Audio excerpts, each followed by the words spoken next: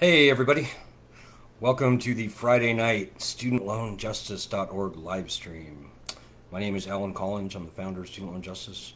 We are the oldest, largest, and pretty much only group out there actually fighting for student loan justice. We've been around for 15 years. We've been featured on 60 Minutes in the New York Times, on CNN, Wall Street Journal, Vice News, the Rolling Stone magazine, Fortune magazine, many others. 15 years, we fought very moderately for the return of bankruptcy protections to student loans. But folks, I am here to tell you, it is a failed lending system now. Even before the coronavirus happened, 80% of all federal student loan borrowers were never going to be able to repay their loans. The default rate for 2004 borrowers who were only borrowing like a third of what's being lent today on student loans, the default rate for that class is 40%. So we're in the stratosphere. We're in monopoly money land. And this lending system has failed. It's now a national threat. So while we were fighting so moderately just for the return of the constitutional bankruptcy protections that exist for every other type of loan, we have upped our game, and we started a petition in March calling for the cancellation of all federal loans by executive order. Now, there's a very important distinction you need to know about, folks. All of the loan cancellation you see in the media right now is, pardon my French, it's bullshit. All of those proposals require Congress passing a law that raises money, and that money would be given to the lending system, the Department of Education, and maybe private lenders, to cancel loans.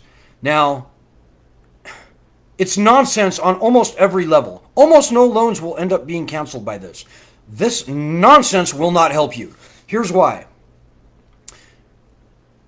And the legislation that we're seeing bears this out. The stuff going in, it's not actually loan cancellation. It's up to $10,000 loan cancellation. It's up to $30,000 loan cancellation. Yeah, all the strings attached to that make it pointless.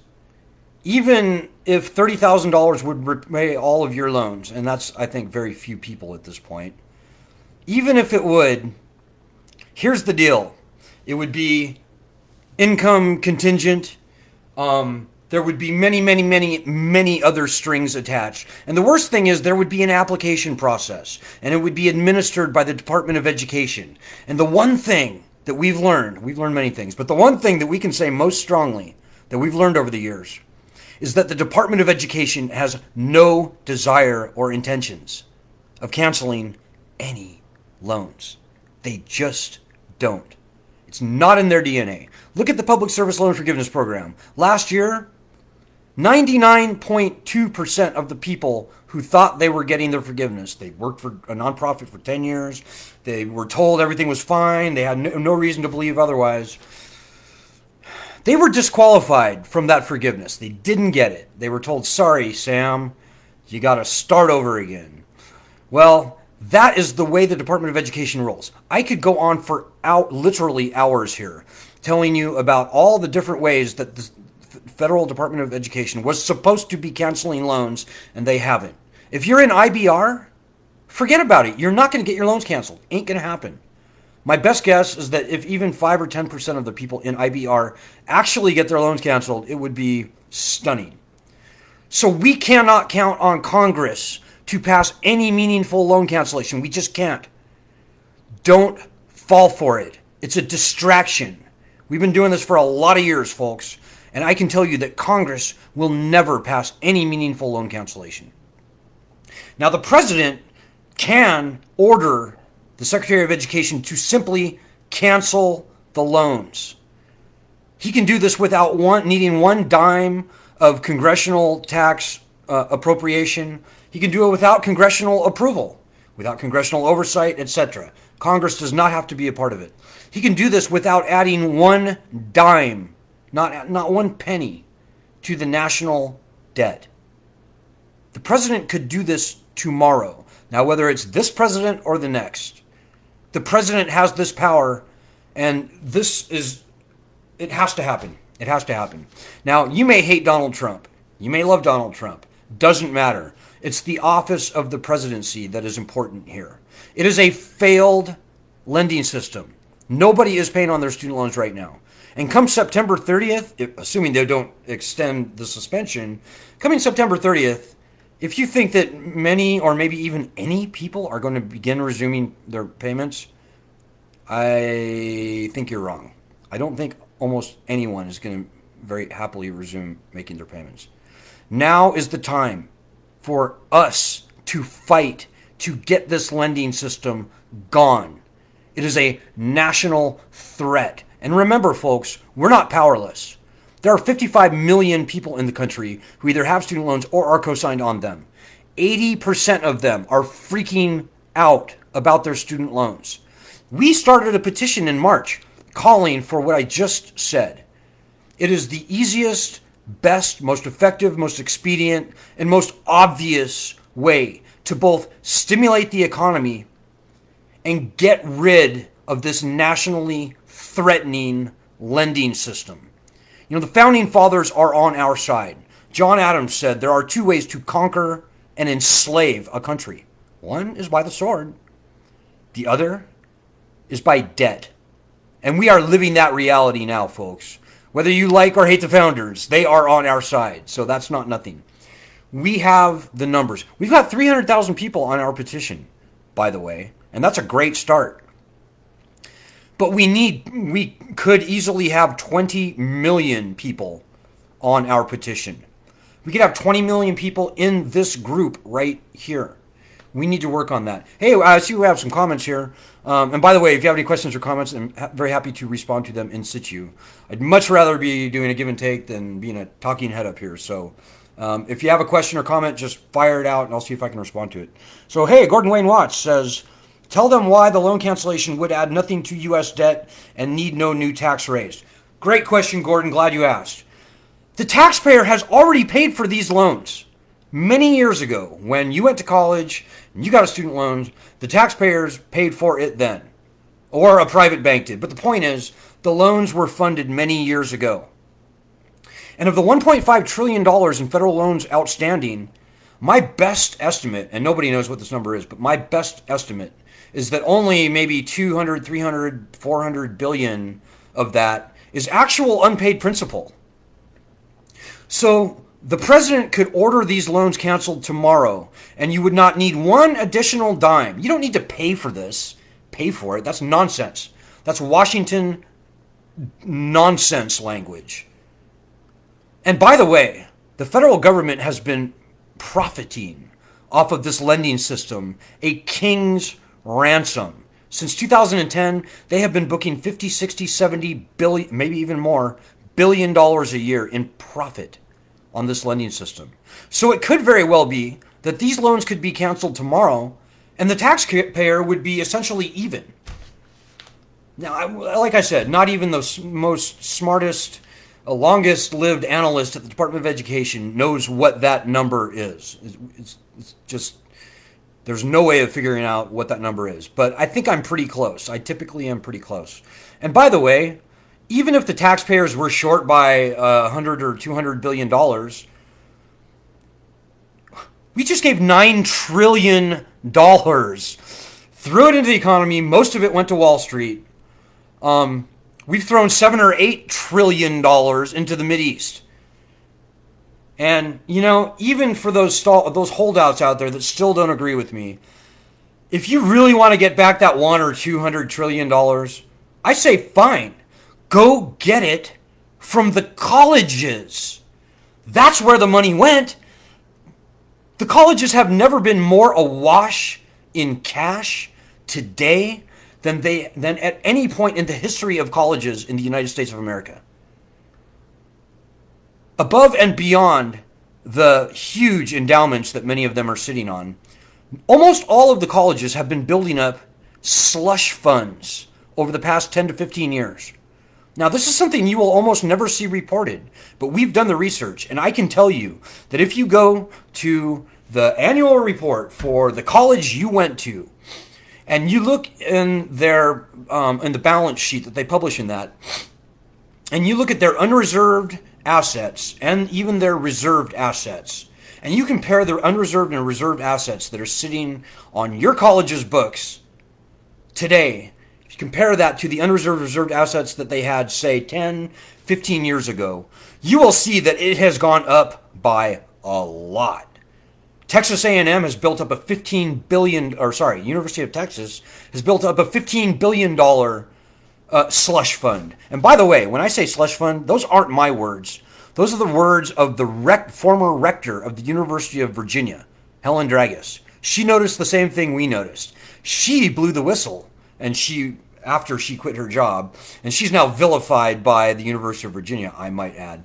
But it goes on down the list, and we're not even talking about endowments. We're talking about liquid cash they have at their disposal over and above their endowments.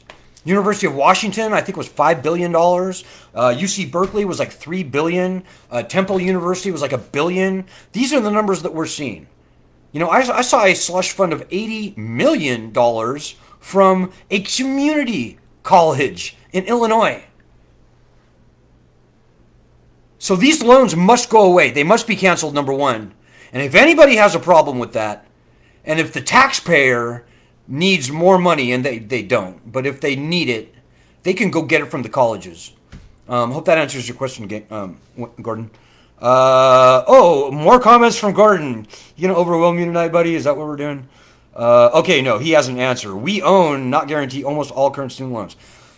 That's right. I already covered all that stuff. The government has made a king's ransom in interest on the loans over the past 10 years. The president could cancel them tomorrow without needing one penny of tax money, without adding one penny to the national debt. If there's any better way to stimulate the economy, I'd like to see it. I don't think one exists. You know, we could sell off the national parks. We could sell an aircraft carrier. We could liquidate the strategic petroleum reserve. But I'm telling you, folks, there is no more obvious, easy, and I would say best targeted way to stimulate the economy and, oh, by the way, get rid of the big government monstrosity that is the federal student loan program. It's got to go. Grover Norquist, a very conservative guy, said government should be small enough so that if we had to, we could take it to the bathroom and drown it in the tub. Well, I am here to tell you that that is exactly the point we are at with the federal student loan system. And by the way, the private loan system is really no better. You know, they took bankruptcy protections away from all student loans. So private loans need to go away as well. And on that note, we are pushing for the return of bankruptcy protections yet still today. We've got two great bills that would help all student loans, federal and private. S1414 in the Senate, HR 2648 in the House. If you have private loans, if you have Perkins loans, if you have the legacy FFELP loans, I strongly I insist that you do everything you can between now and the end of the year to get a Republican senator to co-sponsor S1414.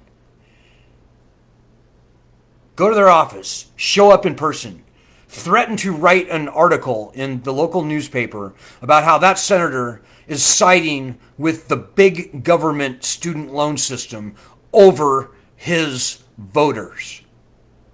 Do whatever you can.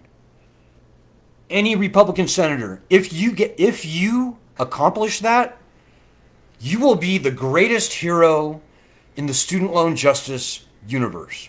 If we can get even one Republican senator to co-sponsor S1414, it would be huge. Let's see. Marta says, because weapons are more important than education. You know, don't even get me started about all the money we have thrown into the defense industrial complex. And I'm all for defense. You know, the Navy paid most of my way through graduate school.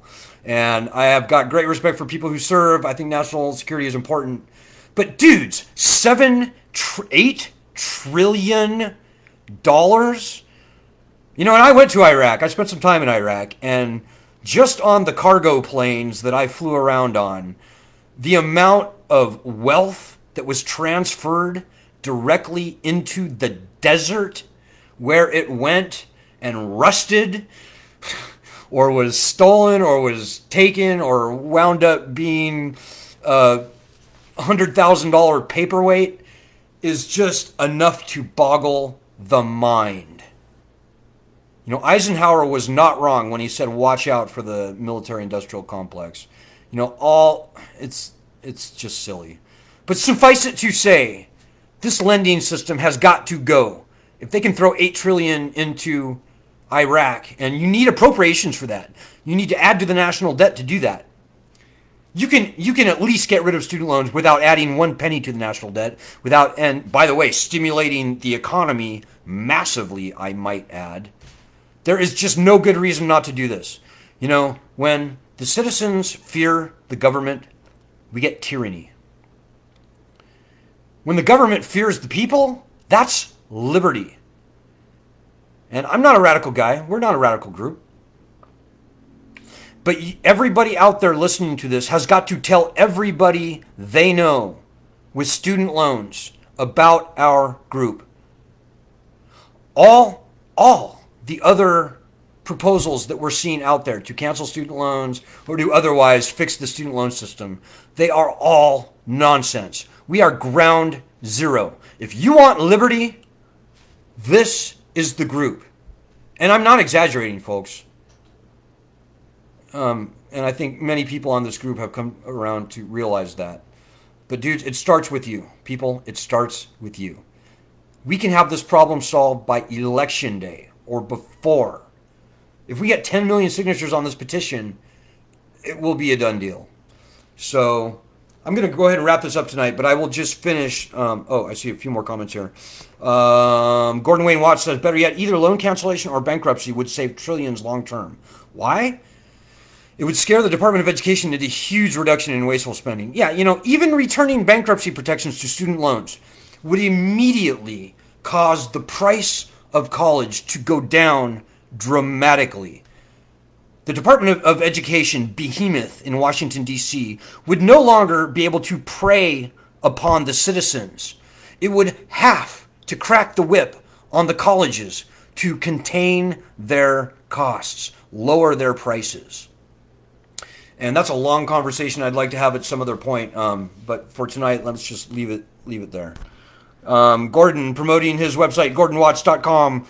Go there, check it out. Gordon is and by the way, Gordon Watts, he got on the Rush Limbaugh show. Gordon Watts is true testament to what one person with a phone and with a computer can get done.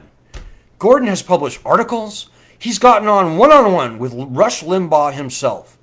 Something which I have not done, by the way. I would love to do that. But it only takes one person. Let that person be you out there watching this. We need you. You need us. The country needs you. Tens or hundreds of millions of people to follow in our footsteps need you to help. Do whatever you can. You'll be a hero. I'll give you whatever you want. You can come and do the live stream for yourself. I will give you a merit badge the size of my TV. I don't know. But do it if for no other reasons, for your own personal selfish reasons. For yourself, for your family, for your loved ones. But do it. Get it done. Because it ain't going to get done as long as you sit there and eat popcorn and hope and watch and pray and wait. Well, prayer is good. But if you sit there and wait and watch and worry and think that somebody else is going to pull your weight for you, you are wrong. You got to be like Gordon and get out there and pound the pavement. Do the hard work. Get your knuckles dirty. Get in a few fights if you want. And by the way, we have never lost an argument, ever. We have made senators look silly. We have made college presidents run and hide. We have made the president of Sallie Mae run and hide. Because they have no answer to our arguments. Hey, Marta Galek says, what? I'm sure the college I went to is okay, had profited insane amounts. I was defrauded because they forced me to take out private student loans. The colleges are not good actors on this. They have been abusing the vulnerability and the trust of their students for many years. I could write a book on all the stuff the colleges have done. In fact, I did write a book. If you Google the student loan scam, and the publisher is Beacon Press out of Boston, very prestigious and well recommended publishing company in Boston. The student loan scam, you can read my book for yourself and you will see all of the shenanigans that happen. You know, as a result of a seminal 60 Minutes interview that we did, top story, by the way, back in May 2006, the Attorney General's Office of the State of New York and the U.S. Senate started an investigation into the colleges. That culminated in the largest scandal in higher education history in this country. People were arrested. College financial aid administrators were fired. They were exposed for taking bribes, kickbacks from the colleges. The colleges all paid fines. This culminated in literally the largest scandal in the history of colleges in this country. And, you know, I am sad to say that here we are 13 years later, and the colleges are still up to their old tricks. They just got a little more sophisticated about how they do it. And by the way, that slush fund story that I told you about, that is a very huge, unreported story. And if you have a reporter on the hook who wants to know more about that, I would be very happy to give them all of the evidence that I have uncovered on this. It's been reported a little bit, but that is just one of the many, many, many hugely important stories that have not been broken really in the media and need to be. But if you're going to call a reporter, the first thing you should say, and I hope that you do call a reporter or contact a news organization, the very first thing you need to do is tell them to report on our petition. You can see it linked up there. You can see it linked over there somewhere. Get that done, please. Gordon Watts says, you can talk faster than I type. Student loans is bad, must stop. Yeah, we're running out of time here, Gordon. I can't get through all these comments, buddy. Sorry. You're overwhelming me. But we see Marta says, the best reason of all is for my family. Hey, you know, family comes first in many cases. I, for one, have no family. I have no kids, no significant other, but I have cats. But whatever, you know, whatever your reason is, I say do it for the country, but, you know, we've got to make this stop. The government is strangling us. We cannot breathe. These loans are strangling us. So whether you're a liberal or a conservative does not matter. Whether you like Donald Trump, whether you hate him, does not matter. We've got to fight for this petition. Whether it just doesn't matter. Whatever your political leanings are, you are very welcome in this group. We accept one, we accept all. And by the way, I'll just tell you right now that if you are strongly partisan one way or the other, we are almost certainly going to say nasty things about the candidate that you like. Because they are all disasters at this point, whether it's Joe Biden or Donald Trump or Bernie Sanders or Elizabeth Warren, who we supported, by the way. They have a lot to be answering for on the student loan problem. It's like a good cop, bad cop thing. And if you get sucked into the partisan divide, you're not going to see the truth behind what's really going on with student loans. So yeah, dudes, again, I'm going to close with this.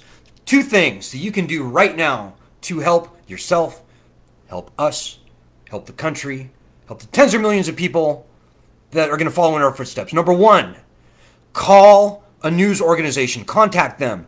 Tell them to report on our petition. Number 2, get a Republican senator to co-sponsor S1414. If you want to know how to do that, just rewind this live stream by 10 or 15 minutes. I went through it all there. So 2 things, folks. Not hard. Nobody's going to pull your weight for you. We need you. You need us. Let's get this done all together now. God bless and peace.